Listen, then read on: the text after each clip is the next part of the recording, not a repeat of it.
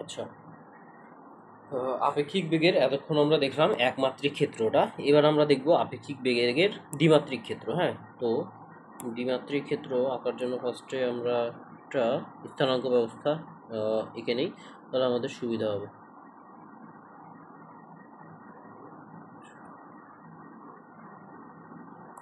তো এটা হচ্ছে আমাদের দ্বিমাত্রিকেরটা। হ্যাঁ, তো দ্বিমাত্রিকে এবার আমরা দেখব যে এটা আসলে অ্যাকচুয়ালি কেমনে কাজ করে। তো ধরো আমার একটা গাড়ি, এটা হচ্ছে এই ডিরেকশন বরাবর এইভাবে যাচ্ছে। হ্যাঁ, ধরো এটা ভি এ আমরা ডিনোট করলাম এটাকে। আর একটা মনে করো যে গাড়ি এই জায়গা থেকে, আচ্ছা এটাকে অন্য কালার দ্বারা আমরা মার্ক করি, তাহলে জিনিসটা বুঝতে সুবিধা হবে। ধরো এটা আরেকটা গাড়ি, এটা হচ্ছে এদিক বরাবর যাচ্ছে, ধরো এটা ভিবি। হ্যাঁ, এটা হচ্ছে আমাদের ভিবি। এবার আমাদের বললো যে বি গাড়ির সাপেক্ষে এ কে কেমনে যাইতে দেখবে। বেগটা তো আমরা, আমাদের একটা বেগ হবে, বেগ তো আমরা একটা পাবোই, মানে আপেক্ষিক বেগ। এই দুইটার হচ্ছে লব্ধি করলে একটা ভ্যালু তো অবশ্যই পাবোই। এটা হচ্ছে মানে খুবই জানা জানা একটা সহজ কথা। কিন্তু এই বেগের ডিরেকশনটা কেমন হবে, মানে বি বস্তুর সাপেক্ষে এ বস্তুর বেগ। হ্যাঁ, এই বি বস্তু এ বস্তুটাকে কি ডিরেকশনে যেতে দেখবে, এই জিনিসটা আমরা হচ্ছে দ্বিমাত্রিক অক্ষ ব্যবস্থায় এই জিনিসটা দেখবো যে আপেক্ষিক বেগের ক্ষেত্রে কি হয় অ্যাকচুয়ালি।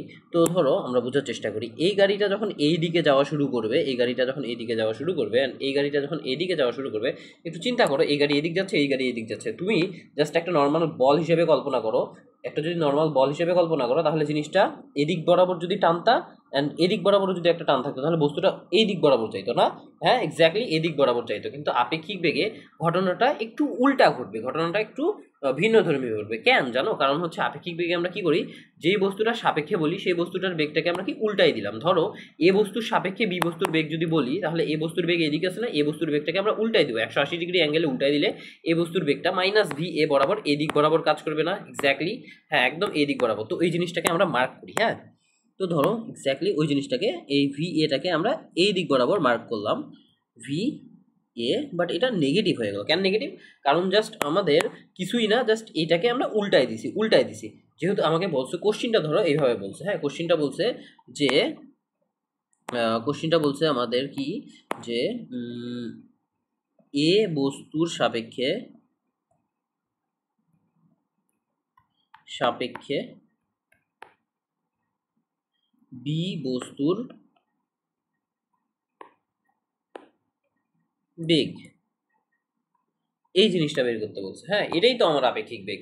মানে আমরা এর আগে লেখা শিখছি কিভাবে আপেক্ষিক বেগ লিখতে হয়, যার সাপেক্ষে সেটা থাকে পরে, মানে যেহেতু এ বস্তুর সাপেক্ষে তাহলে এটা পরে থাকবে, and যার বেগ সে থাকবে আগে, তার মানে ভিবি এ। তাহলে এই জিনিসটাকে যদি আমি সূত্রের মাধ্যমে লিখি, তাহলে ভিবি মাইনাস ভি এ দাঁড়াবে। অ্যাকচুয়ালি এটাই দাঁড়াবে না? ইয়েস, একদম এই জিনিসটাই দাঁড়াবে। তাহলে আমাদের কি হচ্ছে এবার দেখি, এবার যদি আমরা দেখার চিন্তা করি, কি হলো, আমরা বলছি কি এই বেগটাকে আমরা উল্টাই দেবো, যেহেতু যার সাপেক্ষে বলছি সেটাকে উল্টাই দিলাম, অ্যান্ড যেটা আরেকটা ছিল সেটা তো তার মতনই থাকে গেল। এখন যদি চিন্তা করি, এখানে একটা বল আছে, এদিক বরাবর টান দেওয়া হচ্ছে, এদিক বরাবর টান দেওয়া হচ্ছে, তাহলে বস্তুটা কোন দিক বরাবর যাবে? মাঝ বরাবর, এদিক বরাবর যাবে, অবভিয়াসলি এদিক বরাবর যাবে। ঠিক আছে না?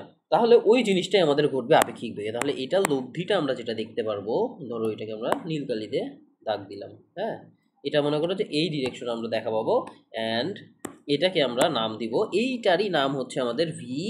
কার সাপেক্ষে করছিলাম বলো তো? যেহেতু এটাকে উল্টাইছি, তাহলে এর সাপেক্ষে এ হচ্ছে এখানে কার বেগ? বি।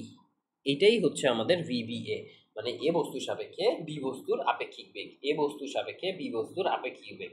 মানে এ বস্তুটা বি বস্তুটাকে অ্যাকচুয়ালি এই দিকে চাইতে দেখবে।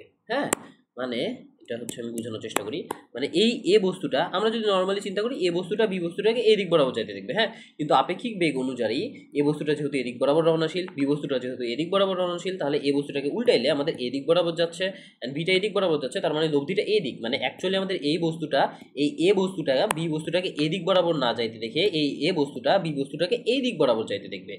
কারণ আমরা হচ্ছে আপেক্ষিক বেগ হিসেবে এটা উল্টাই নিছি, অ্যান্ড এটাই হচ্ছে আমাদের মেইন থিম।